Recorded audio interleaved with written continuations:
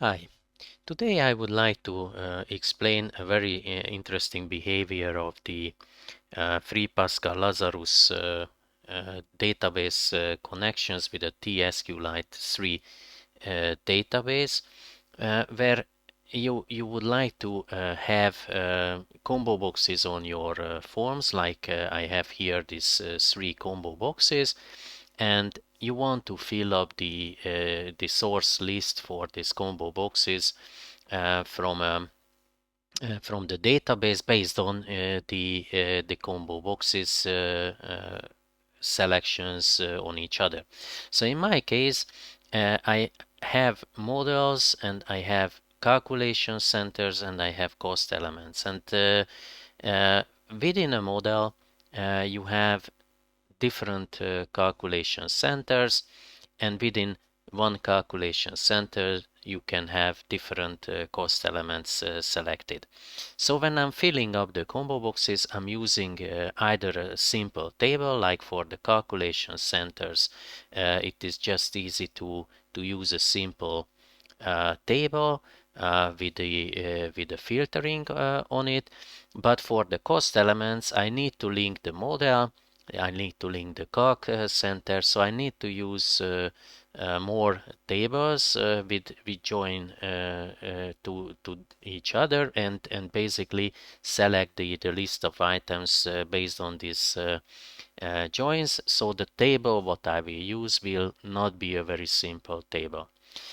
And the issue is actually the following. So when I'm selecting a model and I'm selecting the calc center, there is no issue with this, and I can show it in the raw output. So here you can see when I'm selecting something. So now I'm selecting the first item, and as you can see that the value is basically showing what is selected. And the interesting thing is, of course, that here the first value is the index of this item in the database. The second one is the index in the combo box itself, so in the selection list. As you can see that the first is the 0, second is the 1, and so on. So the second number is like this, and the third one is again the selection. And I have, of course, an empty value, so it's -1. I set it into the TDBLookupComboBox properties to -1 to show that actually nothing is selected. So whenever I select something where I also have a cost element, I was facing with an issue that the cost element itself is listing up, of course, the list of cost elements related to this model and the calculation center. So if I'm selecting something else like this first one, the list will be a bit different. If I'm selecting the third one, maybe because that's shorter, so you can see that it's always selecting the right one. So the issue is that in this combo box for the cost elements, I'm having this complex SQL statement. So I have two tables linked together, and I'm basically selecting or filtering these joint tables on a way that I will get the elements on a certain order. So now when I'm selecting here something, you can see that the selected value, and here I'm only looking for the value of the index in the database for this cost element type. So when I'm selecting another one, you can see that the value is 5. This one is 4, and this one is a 2. So now it works fine, but what you might face with is the following. So once you have this cost element combo box changing, and here I'm using the onCloseUp event to trigger this element change function. The problem is that you can get the values of the lists on two ways. And what the documentation suggests that you should use the DB cost element key value to get which key value is, or which element is selected in the sources or from the source list in the combo box, and this should be giving you actually the key field element itself, or the value of this key field element. But the problem is that somehow this behavior is not correctly working if you are not having a very simple table. And there is a reason behind. So what I could get out from the documentation is that actually the key field itself is relying on a bookmark from the SQLite database, which might not be a reliable bookmark if you are not using a very simple table.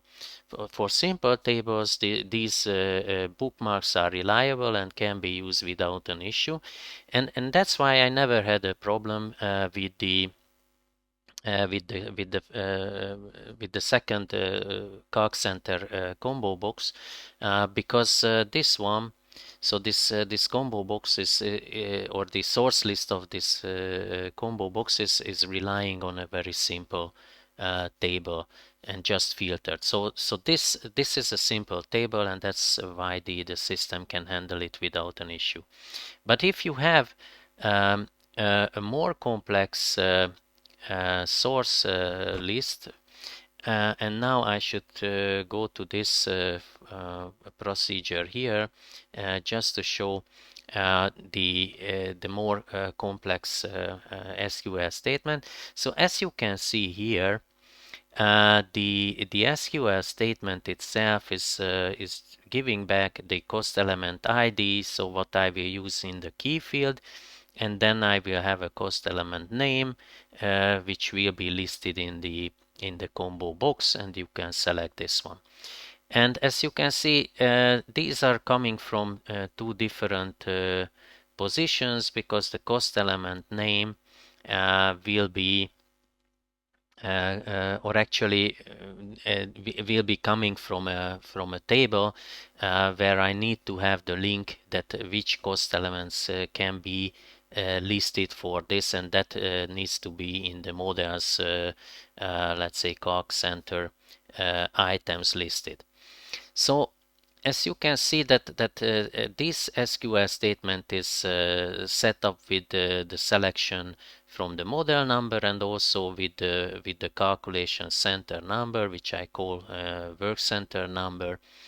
And then it's ordered by the work center order, so it's not even the same order as it appears in the database, but it can be ordered differently. So you might have different items on different order in different calculation centers. So basically that's the SQL statement, and when I'm refreshing this statement, if I'm changing the model or I'm changing the calculation center, then the cost elements will be refreshed. So then when the selection is made, and let's go back to the selection part of it, it can appear, or it can be an issue that this DB cost element key value becomes null. And even if you would like to use it for your further processing, so in my case, based on this selection, I'm also refreshing another table, and actually this is here. So basically this element here is triggering what should be on that list. So as you can see that if I'm selecting the first element here, then nothing appears. If I'm selecting the machine, then the material cost is already listed here. If I'm selecting the DL, then also the machine cost is selected. So I could be able to use these items as well. But if the key value here becomes a null, then I can't use it for the list. If I'm just using this field by name from the list source, then again I can get an issue. So the trick here is what you can use is that you check if the key value became null, and if it became null, then you would need to use the list source data set to retrieve the key field number. If the key value is not null, then you can safely use it for your calculation or for your further functions. To show that what would happen if I would just use the key value, I now set out these or comment out these rows, and then I rerun the application. Okay, I rerun the application now after this this is done, and now you will see that in several cases the application will fail. So I'm setting again this this option here. Let's go back also to the output just to show what is happening. And now when I'm selecting the empty line, of course it's -1. If I'm selecting the first, it's okay. It's selecting the value 1. If I'm going to the second row, then it fails. And when I'm continuing it, and this is a weird behavior really, that when I'm selecting it again, then it works fine. But again, when I'm selecting the same one, no issue. If I'm going to another one, then again it fails. So somewhat this Combobox and database link is somewhat zeroing out the key value field of the of this Combobox elements, and that's why you need to check if this exists or not. So you just can't rely on the on this value. When you only try to use the DB cost element list source dataset fields, then you will face with another issue that even if you defined the empty value to -1 or to any number what you want to use for the empty value, then this value will not appear because you will only rely on the data set, and the data set itself is not containing the empty value.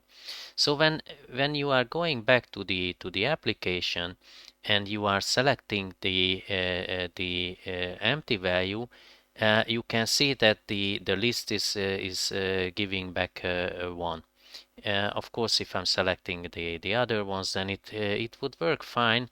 Only the empty value is not used at all. Of course, you can rely on the list what you are generating, but you might have the issue that you don't have even a single element in the list. So simply you can't use the DB cost element list source to get the key value from your combo box. You need to combine the two options, and using the DB or the lookup combo box key value, as well as the other value if the original DB cost element key value in my case would be a null value. And with this you can basically overcome this this issue that you don't have an empty value, or you are not getting, or basically you are breaking the running of your application. So with this solution now, you will get every time what you intended to get from the list, even if you are using a linked data set or linked SQL statement or joins inside the the SQL statement. So as you can see, now it works fine. If I'm selecting an empty field, then the value is -1. If I'm selecting the values, then it works perfectly. So that's all. I hope I could help if you might stuck with a similar issue in your application. And if you like the tutorial, then don't forget to subscribe to my channel. With this, I wish you happy coding and see you next time.